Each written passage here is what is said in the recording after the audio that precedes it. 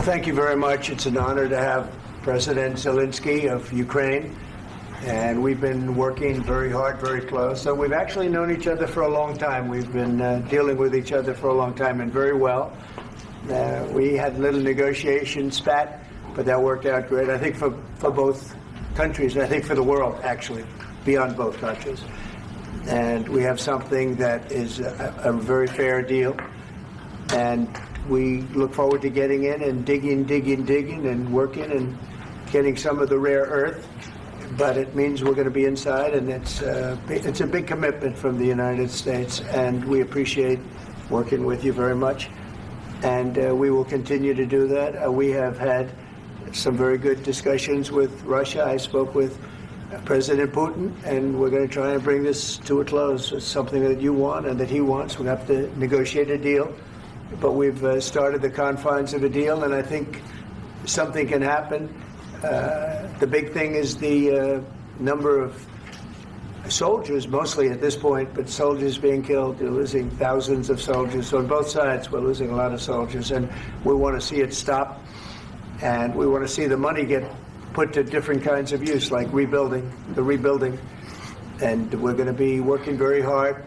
But we've had a lot of very good conversations. I will say until we came along, the Biden administration didn't speak to Russia whatsoever. They didn't speak to anybody. They just allowed this to continue. And I will say that, I'll say in front of you, you've heard me say it 1,000 times, if I were president, this war would have never happened. We would have had a deal negotiated for you without having to go through what you've gone through. But your soldiers have been unbelievably brave. We've given them great equipment, but somebody has to use the equipment. They've been unbelievably brave, and we give them great credit. This was supposed to be over very quickly, and here we are 3 years later. So I give tremendous credit to your generals and your soldiers and yourself in the sense that it's been very hard fighting, very tough fighting. They're great fighters. And you have to be very proud of them from that standpoint. But now we want to get it over with. It's enough, right? We want to get it over with. So it's an honor to have you here. Thank you very much for coming. We're going to sign the agreement at the conference in the East Room in a little while, right after lunch. And we'll be having lunch together. We're also discussing some other things. And we appreciate everybody being here. It's somewhat of an exciting moment, but the really exciting moment is when they stop the shooting and we end up with a deal. And I think we're fairly close to getting that, and an honor to have you. And please, I'd like to say something. No, thank you so much, Mr. President. Thank you for invitation. And really, I hope that this first document will be first step to real security guarantees for Ukraine, our people, our children. I really count on it. And of course, we count that America will not stop support. Really, for us, it's very important to support and to continue it. I want to discuss it with details further during our conversation, and of course, the infrastructure or security guarantees. Because for today, I understand what Europe is ready to do. And of course, I want to discuss with you what the United States will be ready to do. And I really count on your strong position to stop Putin. And you said that enough with the war. I think that is very important, Ben, to say these words to Putin at the very beginning of war, because he is a killer and terrorist. But I hope that together we can stop him. But for us, it's very important to save our country, our values, our freedom and democracy, and of course, no compromises with the killer about our territories. But it will be later. And of course, what I wanted, we spoke about it by phone with you about the drones production. We have very good drones production. I think the best one in the world for today because of the war. Yes, and of course, we need very much the air defense. You have the best air defense in the world, and really you helped us under attacks of Russians. And I want to speak how we can exchange the licenses. We're open to share the licenses of all our drones with you, of course, with the United States. And we need licenses for quick production of air defense. Even after the war, we need our nation to be calm, that we are secure. So that's why we need this air shield. And of course, about this I want to speak about the contingents. I think that France and UK already spoke to you, and we know that Europe is ready, but without the United States, they will not be ready to be as strong as we need. And the last point, last not least, about exchange, about our people and children. And you know that these crazy Russians, that they stolen 20,000 of children, Ukrainian children. They changed their names, they changed their families, relatives, and now they're in Russia. We want to bring them back, and really, it's a big dream, task, and goal for me, and our warriors. By the way, Mr. President, we exchanged, released more than 4,000 warriors from Russian prison, but there are thousands more in the prison. I wanted to share with you some images. How it's you have just can I now? Yeah, Have I? please. Some minute, 1 minute, 1 minute. Just you to understand in what circumstances, in what situation they are, and what the attitude of Russia to our prisoners. That guys, just you before and after. And you see before and after, just you to understand. Now thousands of such guys, ladies and men, there, and that, so they don't eat, they beat them, and they do a lot of bad things. So out of, even during the war, there are rules. Everybody knows there are rules during the war. These guys, they don't have any rules. You see that 50, 60 kilograms left, and a lot of such things.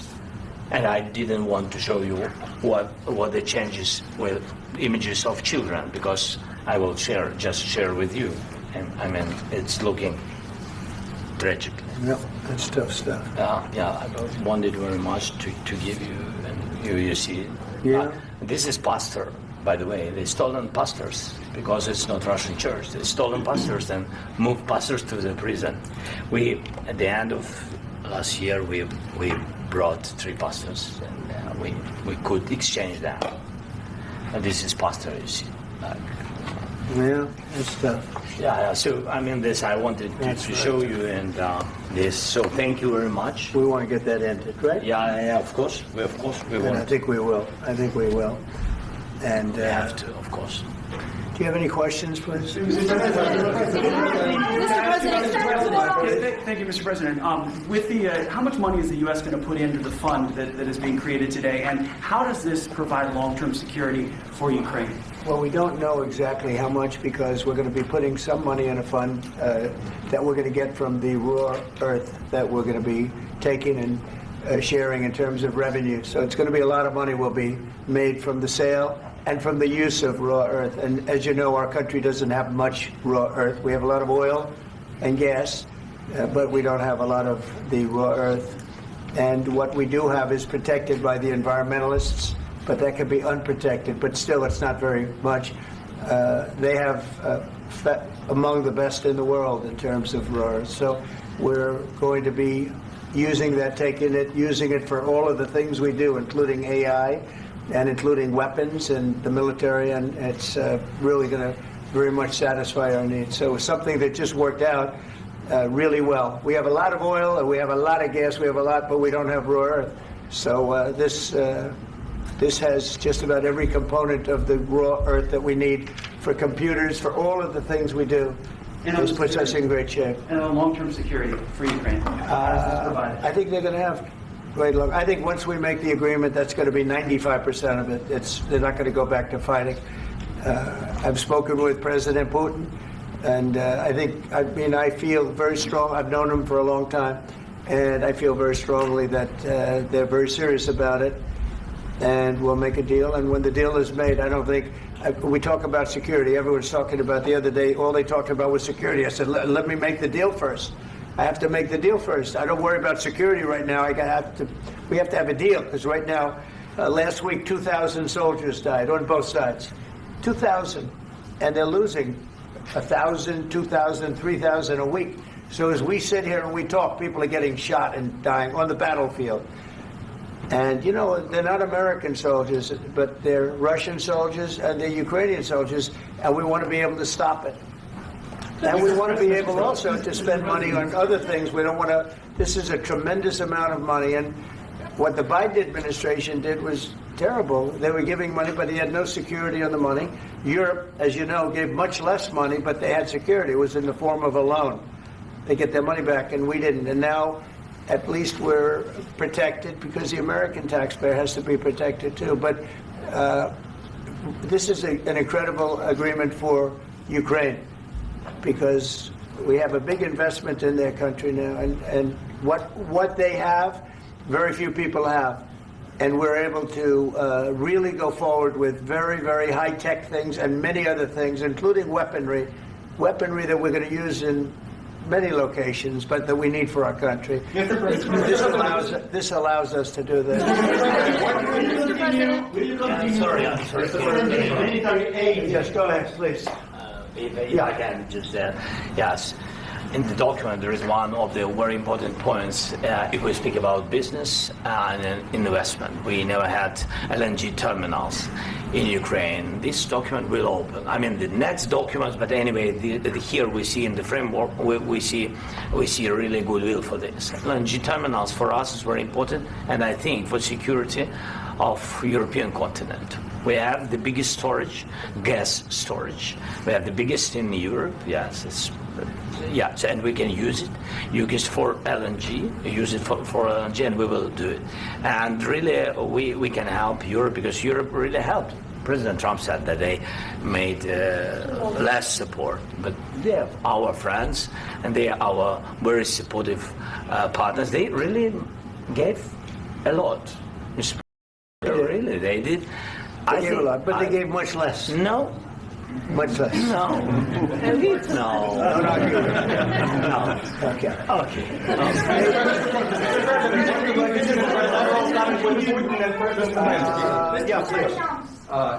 Mr. President Trump, you have repeatedly called the deal with Ukraine as a historical one. And as a President of the United States, you make historical decisions in other issues which affect America and other world. So what place in the world history do you want to take? And do you associate yourself with any famous historical figures? Yeah, I'd say George Washington, Abraham Lincoln. I would say I'm far superior to George Washington and Abraham Lincoln. Now, you know I'm only kidding, right? Because when I say that, the fake news is going to go wild. They're going to say he considers himself to be better than Washington. But you never know. You never know. I don't compare myself to anybody. I'm here to do a job. We've had a great 35 days or whatever it might be, a month, a little more than a month. We've accomplished tremendous amounts. Not only this would be a very great achievement if we could get the war stopped and get them back to normalization. I think that's going to happen. We've had very good talks on both sides, as you know. But I think we've done a very good job, just generally. If you look at all of the things we've done in 30 days, they're saying there's never been a opening for a president. The first month, there's never been a first month like we've had. And this is one of the very important things. This, to me, is one of the most important things because we have tremendous death taking place as we speak, and I don't want to have that. You know, think of the parents, whether they're in Russia or Ukraine, think of the parents of all these people being killed needlessly. They came to our territory. Should have never started. This would have, if I were president, this would have never started. Mr. President, will you continue sending military aid to Ukraine after you